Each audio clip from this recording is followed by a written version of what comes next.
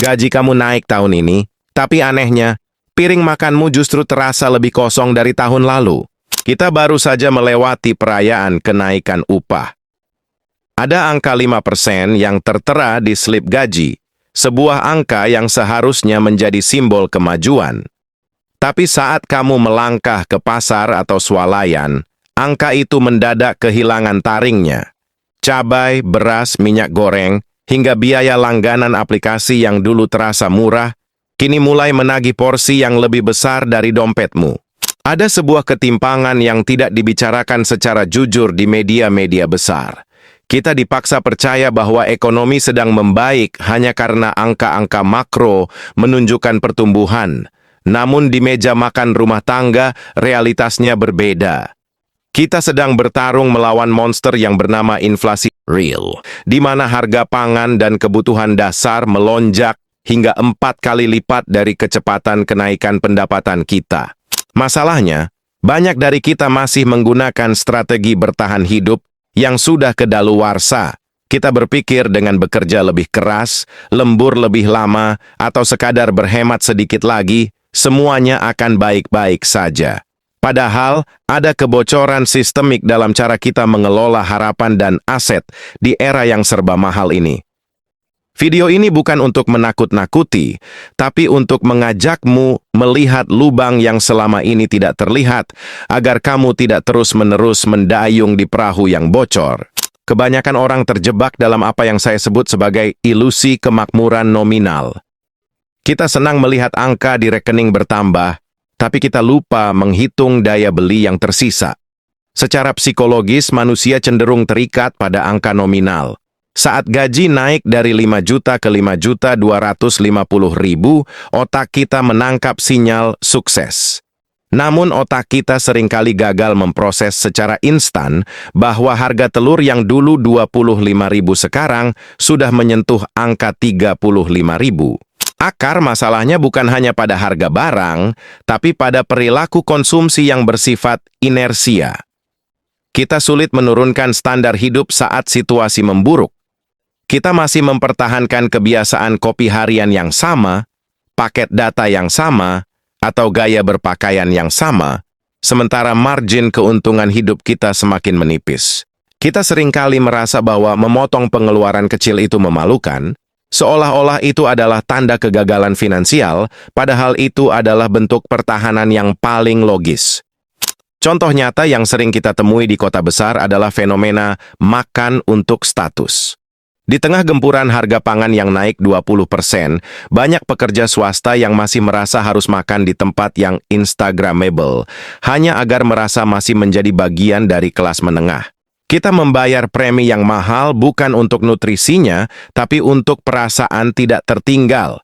Inilah yang membuat gap antara pendapatan dan pengeluaran semakin menganga. Kita sedang membiayai gengsi menggunakan uang yang seharusnya menjadi dana darurat. Setiap jam lembur yang kamu lakukan sekarang bernilai lebih rendah dibandingkan jam lemburmu 2 tahun lalu. Jika kenaikan gajimu hanya 5% sementara kebutuhan pokok naik 20%, itu artinya secara teknis kamu bekerja cuma-cuma selama beberapa jam setiap harinya hanya untuk mempertahankan standar hidup yang lama.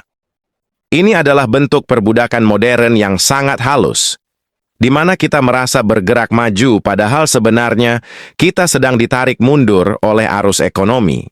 Ketimpangan ini juga diperparah oleh kebijakan perusahaan yang seringkali hanya memberikan kenaikan gaji berdasarkan inflasi umum, bukan inflasi spesifik pada barang-barang konsumsi rumah tangga. Pekerja non-ASN atau pekerja swasta tidak memiliki jaring pengaman yang sama kuatnya dengan sektor publik. Kita berdiri di atas tanah yang labil, namun kita seringkali berlagak seolah-olah kita berpijak di beton yang kokoh.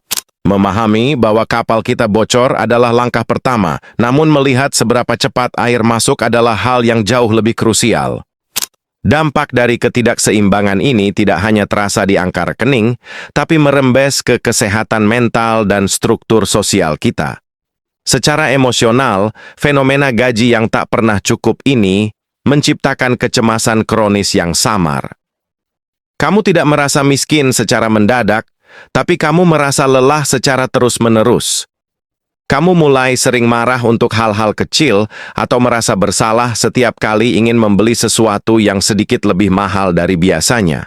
Secara finansial, dampak jangka panjang yang paling berbahaya adalah hilangnya kemampuan untuk menabung dan berinvestasi. Dana darurat yang seharusnya menjadi napas kehidupan saat terjadi PHK atau sakit, kini perlahan-lahan mulai tergerus untuk menutupi kenaikan harga sembako.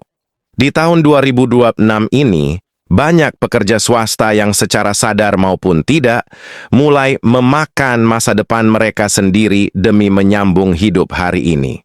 Bayangkan konsekuensinya 10 tahun dari sekarang.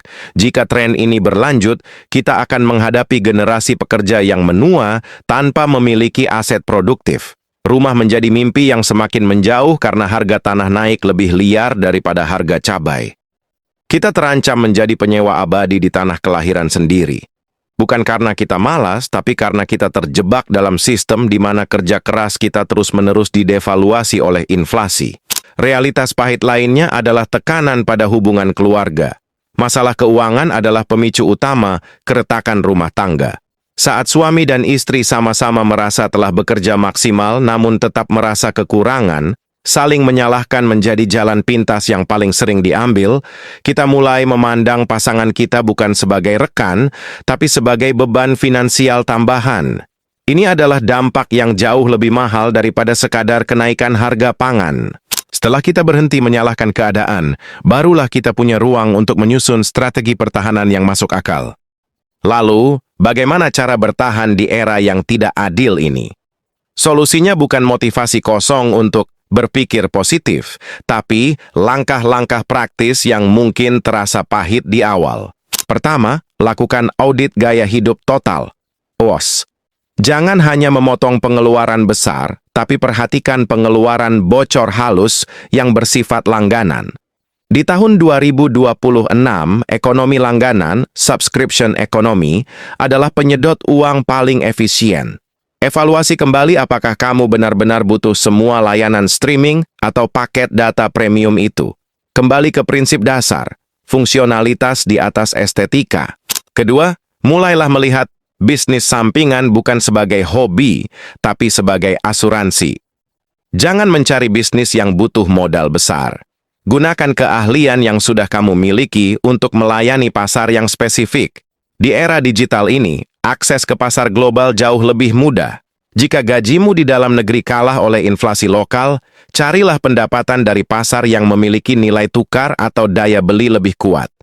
Ini bukan tentang menjadi serakah, tapi tentang melakukan diversifikasi pendapatan agar kamu tidak bergantung pada satu sumber yang terus menyusut nilainya. Ketiga, ubah strategi belanja. Fenomena harga pangan naik 20% bisa diredam dengan mengubah pola konsumsi ke barang-barang lokal yang tidak terpengaruh rantai pasok global secara ekstrem. Memulai kebun mandiri di lahan sempit atau bergabung dengan komunitas beli bersama untuk mendapatkan harga grosir adalah langkah-langkah kecil yang secara kolektif akan menyelamatkan arus kasmu. Yang terakhir dan yang paling penting adalah investasi pada diri sendiri, upskilling. Di dunia yang semakin sulit mencari kerja, keahlian rata-rata adalah tiket menuju ketidakpastian. Kamu harus menjadi terlalu bagus untuk diabaikan. Tingkatkan nilai jam kerjamu. Jika selama ini 1 jam kerjamu hanya dihargai 50.000, cari cara. Entah itu lewat sertifikasi, penguasaan alat baru, atau jaringan, agar jam yang sama bisa dihargai 100.000. Ini adalah satu-satunya cara untuk benar-benar mengalahkan inflasi, dengan meningkatkan nilai tawar dirimu sendiri di pasar tenaga kerja. Kita seringkali menunggu pemerintah atau keadaan ekonomi membaik untuk merasa tenang. Namun kenyataannya adalah ekonomi tidak peduli pada perasaan kita. Inflasi akan terus berjalan, dan harga-harga mungkin tidak akan pernah kembali ke angka yang kita sukai. Tapi ingat, menjadi sadar adalah bentuk kekuatan pertama. Dengan mengakui bahwa gajimu sedang kalah, kamu berhenti berlari di tempat. Kamu mulai menyusun strategi. Kamu mulai berhemat pada hal-hal yang tidak penting, dan kamu mulai fokus pada apa yang benar-benar bisa kamu kendalikan. Terima kasih sudah bertahan sampai di titik ini. Jika kamu merasa pembahasan ini bermanfaat, mungkin ada temanmu yang juga butuh sentilan tenang ini agar mereka bangun lebih awal. Saya tidak menjanjikan jalan yang mudah, tapi saya menjanjikan bahwa dengan kesadaran, kita tidak akan tenggelam. Sampai jumpa di video naik nilai berikutnya. Tetap realistis, aku yakin kamu akan bertumbuh.